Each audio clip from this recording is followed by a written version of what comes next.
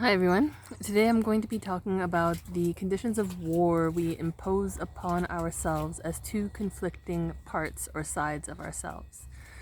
In this particular instance, it's going to be the part of us that is the mental disorder as dermatillomania, and then ourselves as our physical bodies. Realizing that we are in fact both sides. This is not something that is separate from us.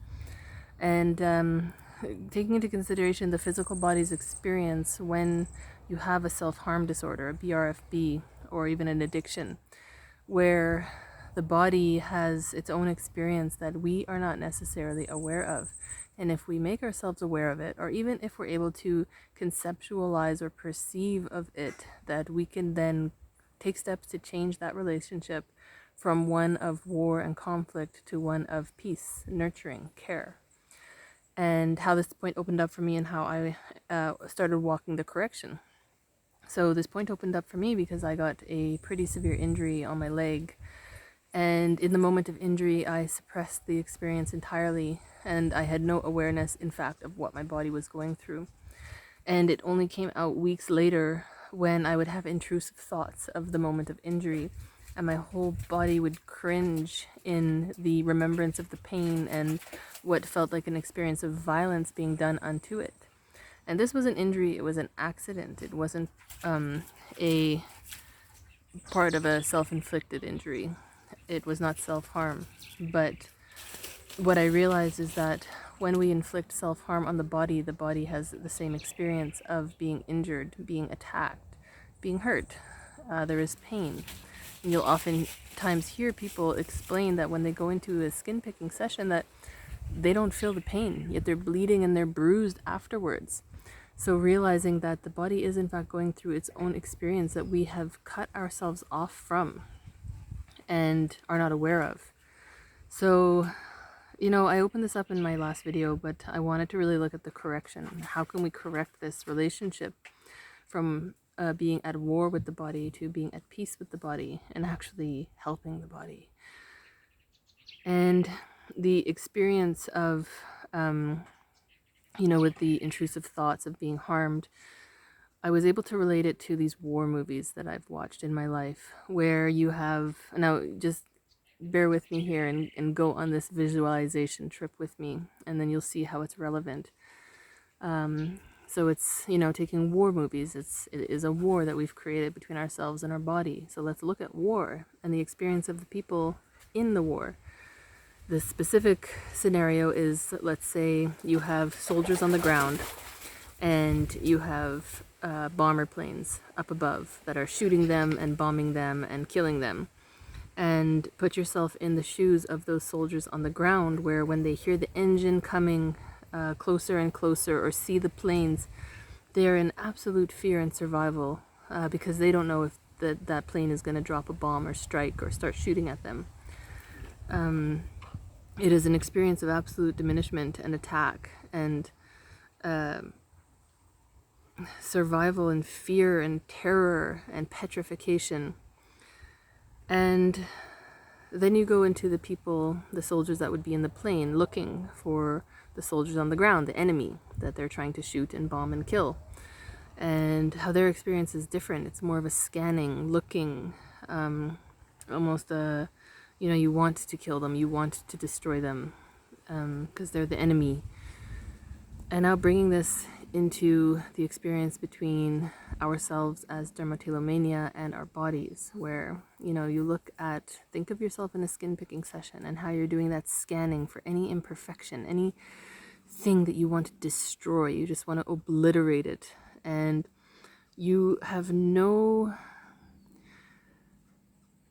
standing in yourself in terms of what it might be like for the men on the ground, the soldiers on the ground, i.e. your body, to be scanned like that, waiting for the pain, waiting for the attack. And it's not just a physical attack that we do on our bodies, it's an emotional and mental attack that we do in terms of seeing it as bad, wrong, judging it, seeing it as the enemy, not accepting it, not caring and nurturing for it until maybe after the damage is already done and we feel bad. But we had to go that far to get there. We had to go through harming and injuring it and destroying it to now be able to feel for it and feel bad and sorry, instead of taking that awareness of what we're doing into the moment that we're doing it. So when you're scanning your skin and your body, place yourself in the position of your body that's being scanned, not knowing at which moment an attack is going to come and pain is going to be inflicted, and the fear that the body can go into, and the survival and the abuse that it is taking. And when you're scanning and you just feel kind of disconnected completely from your body, look at what relationship that you're creating and enforcing. A relationship of attack, of violence, of war. So, okay, now that you have the analogy pretty clearly, I think, how to change it, because this is the cool part, is that when you're scanning your body, remember that you are looking for an enemy and you're at war and you're a soldier. And do you really want to be that in that moment? And that's the cue. That's your cue when you start scanning. Just be aware of what you're doing, what you're feeding, what relationship you're creating. Where you can, in that moment, all of a sudden place yourself in the shoes of your body, which is you, which is a question of why aren't we already in our bodies? It's a question for another time. And imagine what it must feel like to be scanned for all your imperfections, attacked for your imperfections, which is not the body's fault. In fact, it's normally our faults for having created scabs and cuts and scrapes and infections from having previously attacked it. So the body is absolutely innocent in this war. And yet we are blaming and harming it and punishing and destroying and judging it and not accepting it.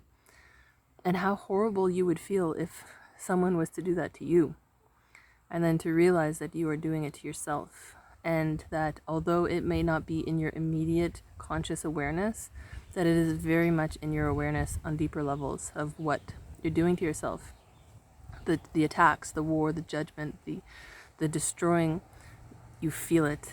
You're just not aware of it because you are your body, not separate. So everything that the body experiences, you in fact are experiencing as well, not even knowing and living out that in your life, where it becomes part of who we are. I'm attacked, I'm victimized, I'm judged, I'm abused, I'm at war, I'm scrutinized, I am scanned for my imperfections and punished for them, even if they're not my fault or if I'm trying my best.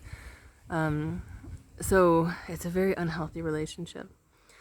But you can, in that moment of scanning an attack, imagine yourself as this fighter pilot hovering over the landscape looking for enemies, right? Looking for imperfections. And instead change your stance in that moment to one of care, where your touch becomes gentle, your scanning becomes acceptance, that desire to obliterate and destroy an imperfection becomes a desire to nurture and heal and let it be and accept it, embrace it, not judge it. And how easy it is in that moment to change. And how if we do that change over and over, every time we scan ourselves, just bring it in slowly, how we can change the relationships with our body from one of war to one of peace, care, nurturing, just by changing who we are in that moment. Realizing that yes, we have a disorder that has been ingrained and patterned into us over years, and it's not going to be as simple as this, or maybe it is. Let's not close that door. But to forgive yourself when you slip back into the war mentality, and then try again and again and again, and do it again and again for a little bit longer next time, and a little bit longer next time, and stop a little bit sooner and sooner and sooner, until the next thing you know, when you look at your skin, the relationship of care, nurturing, and support is simply there because you have practiced it in. You have ingrained that relationship through making little changes every time. Okay, so not to judge or feel bad about the relationship of war we've created with ourselves, but to embrace ourselves in forgiveness, and realizing that real, actual forgiveness is where we act on that forgiveness and change. No matter how difficult it seems at the time, never give up and do it little by little, or be a fucking hero and do it in one moment if you can. Okay, thanks everyone. Until next time, bye.